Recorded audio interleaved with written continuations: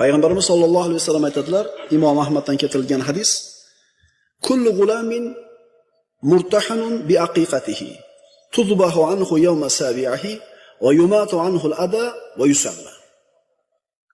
Har bir bola tug'ilganida 7-kuni jonliq so'yib aqiqa qilinishiga, sochi oldirilishiga va ism qo'yilishiga garovdir. Ya'ni mana shu narsalarni otasi qilishligi kerak. Sochini olishligi, aqiqa qilishligi va ism qo'yishligi. Alhamdulillah, hozir endi yoshlarimiz hali farzandi tug'ilmay turib domlalarning oldiga kelib, domla shu farzand ko'rish arafasidamiz. Shu o'g'il bola, qiz bolaga bir chiroyli, bir islomiy, Alloh rozi bo'ladigan bir ismlardan bo'lsa deb maslahatga keladi.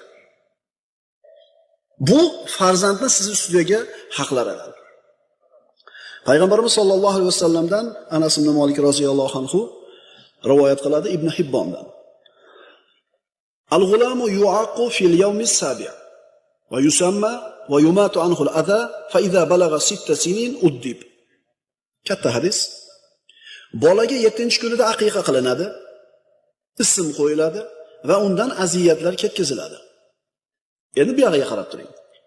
Agar 6 ga yetsa, unga odob beriladi. 6 yoshgacha odob beriladi. Agar 9 ga yetsa, yotoqdagi joyi ajratilinadi. O'g'il bola bilan qiz bolaning joyi 9 yoshda ajratilinadi. Agar 13 ga yetsa, namoz uchun, ro'za uchun uriladi.